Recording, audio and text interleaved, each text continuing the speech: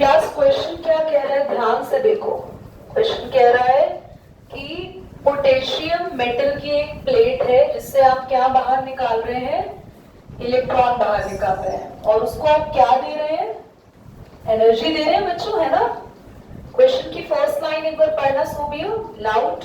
When the light of wavelength 470 nanometer fall on the surface of potential matter, the electrons are. यहाँ पे एक minute, thank you. ये उठाना सब कुछ यही रख दो ऊपर, यही रख दो, बाद में देखोगे।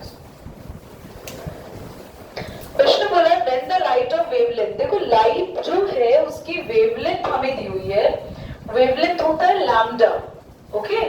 हम एक लाइट दे रखा है जिसका वेवलेंथ है 470 नैनोमीटर। बच्चों 470 nanometre is the wavelength which is given to you.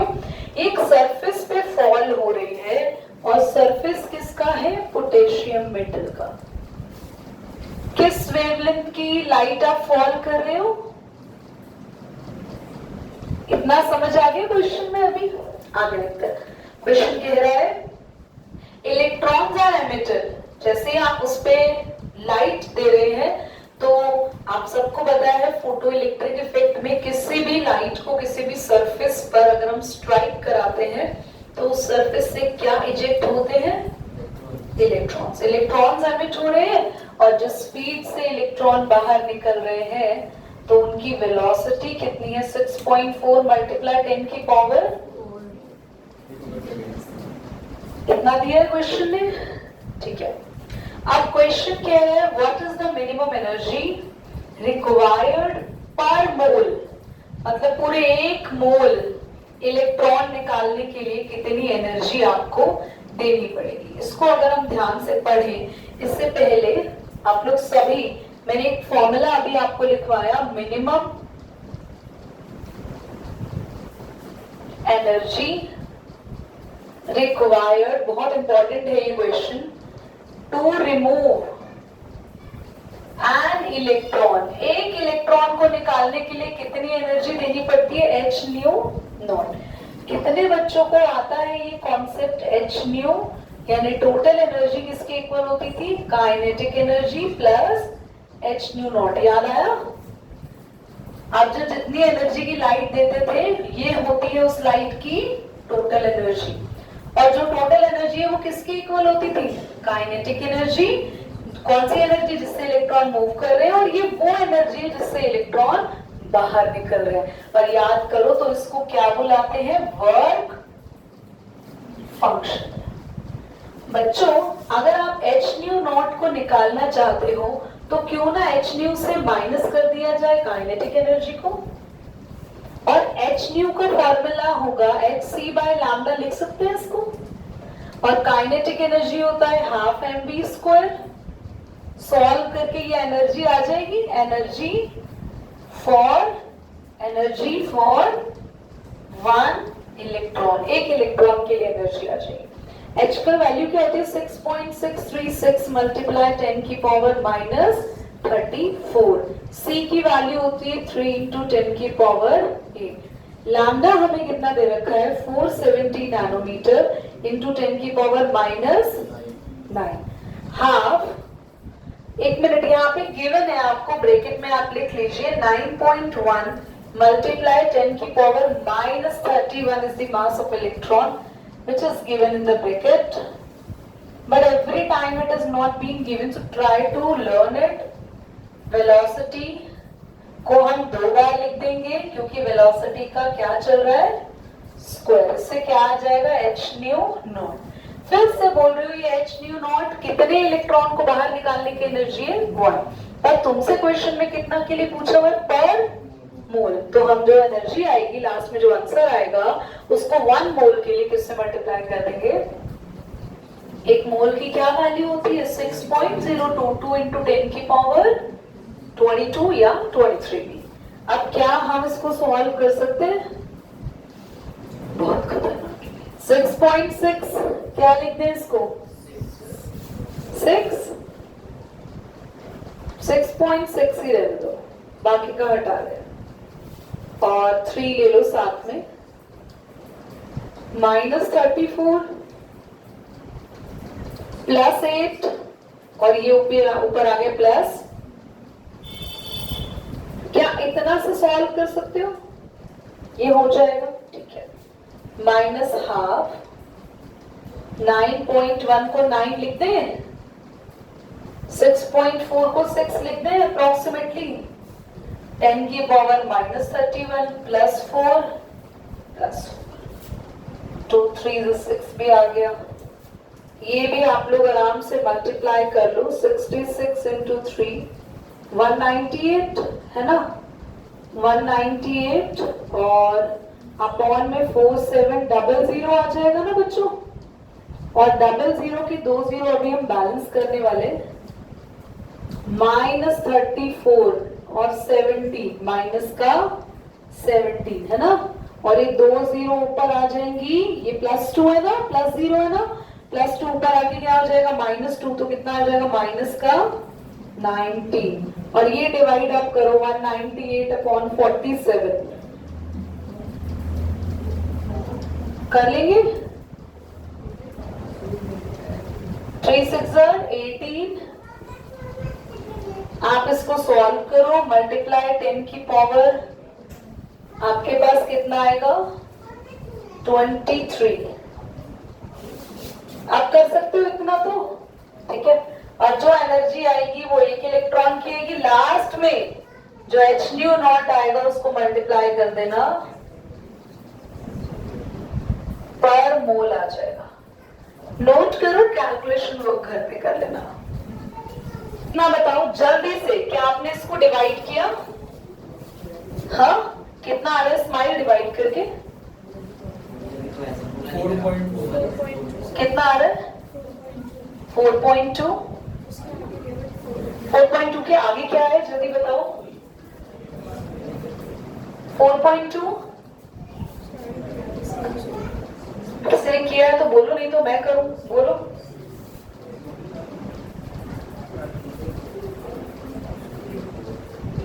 Four से करा है सबसे पहले। 4 7 28, 4 4 16 और 2 4.2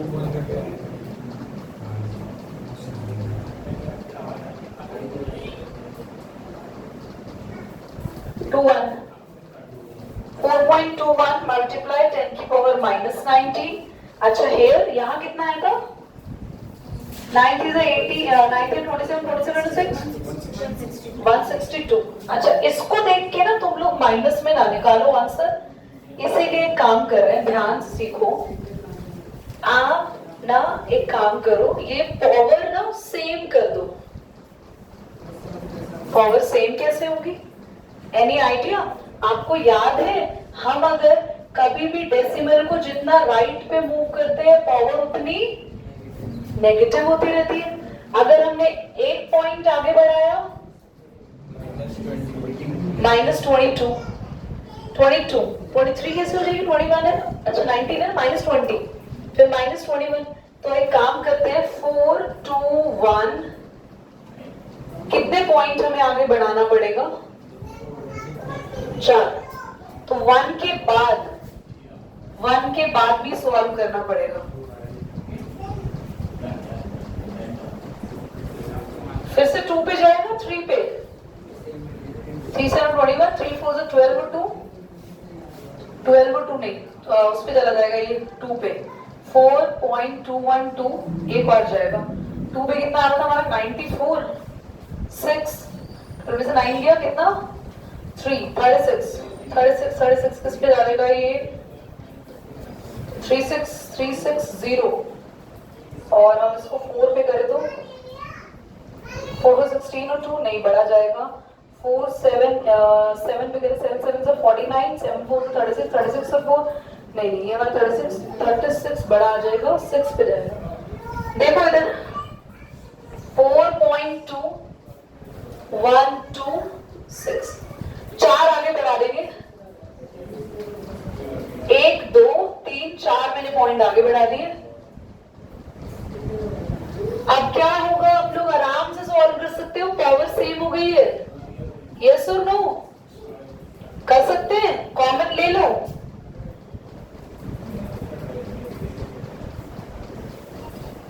यू गॉट योर आंसर। बताओ कोई प्रॉब्लम आई? यस और नो? और आंसर वही आया जो मैंने तुम्हें बताया था, सॉल्व भी करके देख लो कितना आ रहा है। 11 6 5 0 4 1 9 5 4 into 10 की पावर माइनस 23। अब आपको अगर पॉइंट यहाँ लेकर आने 1% को आगे, तो ले आओ, 2 पॉइंट आगे लेकर आ रहे, 2 पावर कम कर। आया समझ? ऐसे करते हैं सॉल्व। कितने बच्चों को क्लियर हुआ? क्वेश्चन बहुत बहुत इंपॉर्टेंट है। क्वेश्चन कह रहा है कि आपको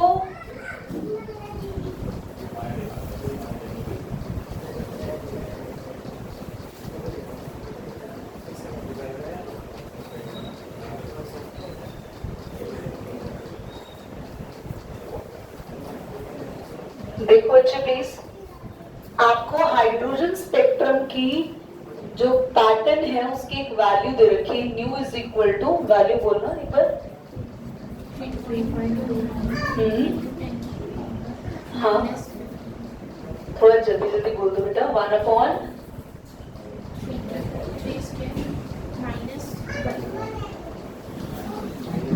देखो ध्यान, पूरी क्लास का रिक्वेस्ट है, सिर्फ यहाँ देखो। सबसे पहले क्वेश्चन क्या है, एन निकालो, और हमें बोला है ट्रांजिशन विल बी एट कितने नैनोमीटर पे ट्रांजिशन हो रहा है? वैल्यू बोलो बेटा, एक बात बोलो, मेरे को लिखना है, जोर से बोल दो एक बच्चा कोई भी क्लास में।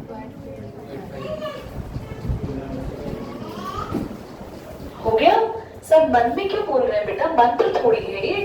इधर देखो, ट्रांजिशन का मतलब है कि वेव कितने लेंथ में ट्रैवल कर रही है, wavelength, that is lambda. Nu का फॉर्मूला होता है, अभी लगाया था मैंने एच न्यू में, न्यू का formula c by lambda. 1/9 minus 1 upon n square लिख सकते हैं। C का वैल्यू लगाएंगे 3 मल्टीप्लाई 10 की पावर 8, हमेशा ये लेते हैं। लैम्डा 1285 मल्टीप्लाई 10 की पावर माइनस 9 हम लोग करेंगे, क्योंकि नैनोमीटर में है।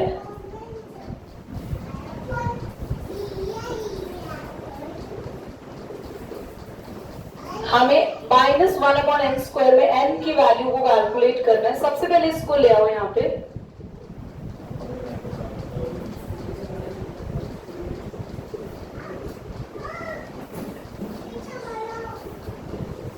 क्या बचेगा बेटा? क्या हम लोग यहाँ पे 1 अपॉन एन स्क्वायर को यहाँ ले आए, प्लस का हो जाएगा, और इस पूरे को वहां ले जाए।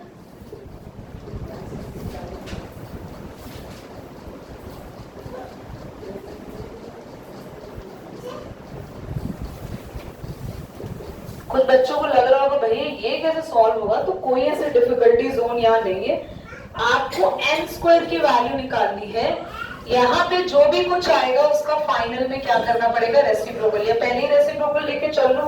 पर हमारे पास क्वेश्चन में थोड़ी कॉम्प्लिकेशन यहाँ पर है कि ये एलसीएम चल रहा है, तो पहले थोड़ा सा इसको रिजॉल्व कर ले। बोलो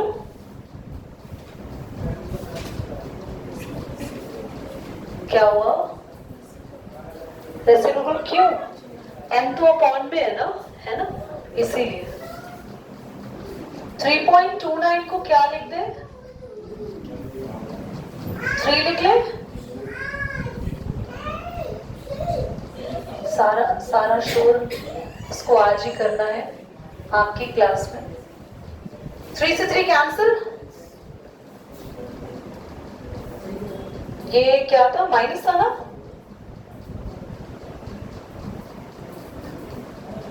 +9 + 15,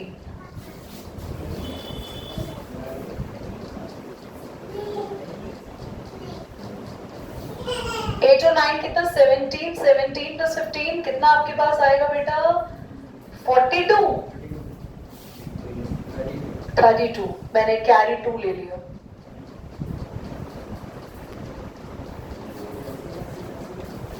एलसीएम ले इसको या ऐसे ही सॉल्व करें? 1285 माइनस नहीं, मुझे नहीं लगता इसको ऐसे सॉल्व करना चाहिए हमें, ये बहुत ही कॉम्प्लिकेटेड सा साउंड करेगा अदरवाइज। क्या करें इसको इजी करने के लिए?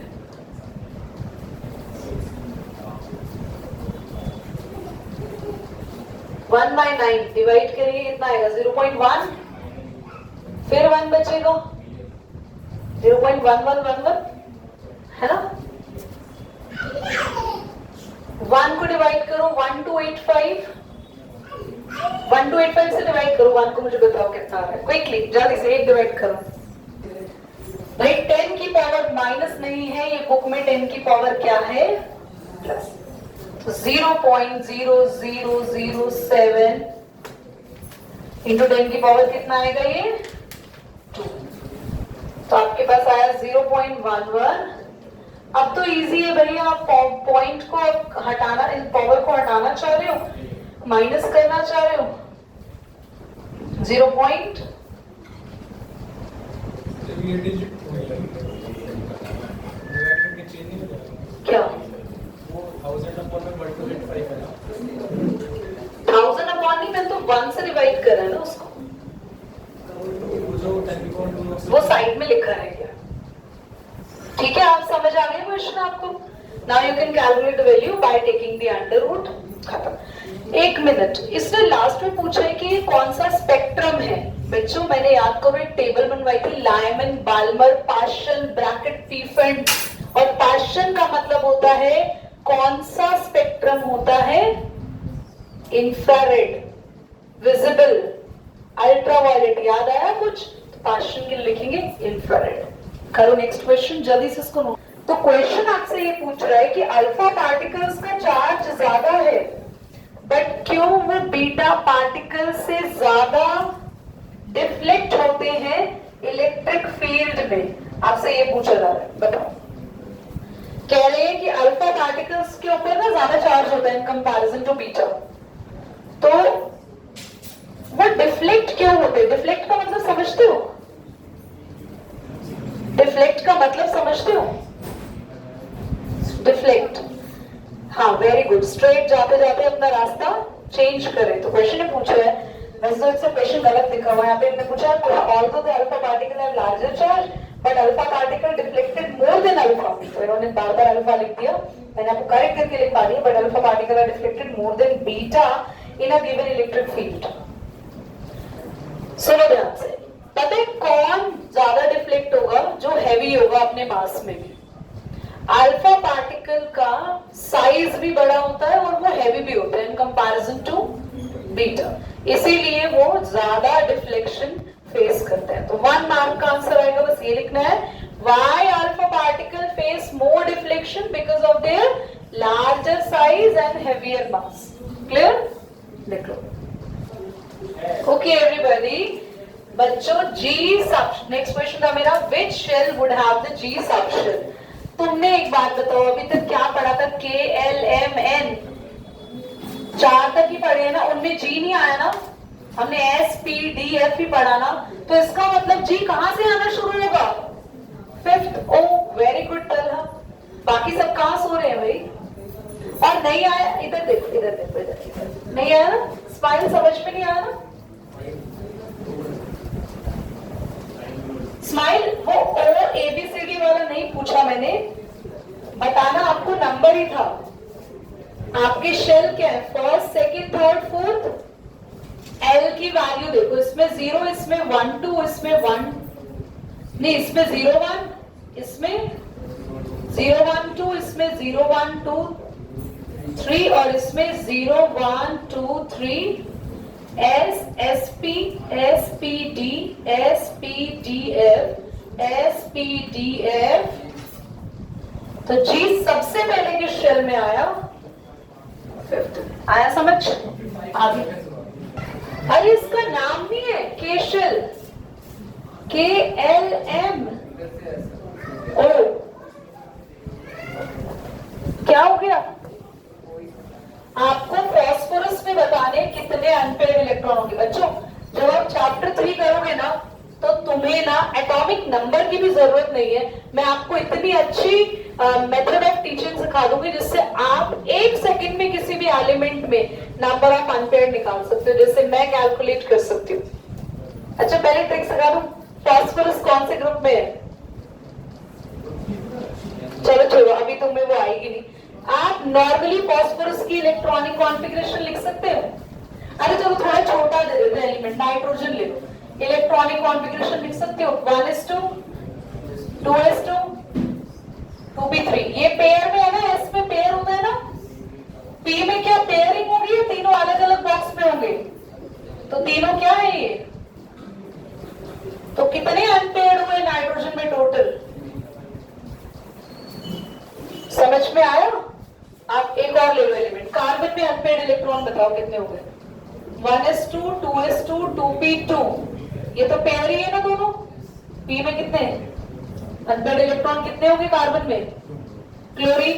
फ्लोरीन में गिनो 1s2 2s2 2p5। तो 5 मत लिख देना, पहले बना के देखना, 3 इलेक्ट्रॉन और 3 के बाद तो अनपेयर्ड कितने बचे? 1 ऐसे पहले फिल कर लेते हैं बॉक्सेस में, सबको एक एक इलेक्ट्रॉन दे देते हैं, फिर डबल करना शुरू करते हैं, जब बच गया जिसको पेयर नहीं हुआ वो बचता है अनपेयर्ड इलेक्ट्रॉन। चलो मिलेंगे नेक्स्ट क्लास में।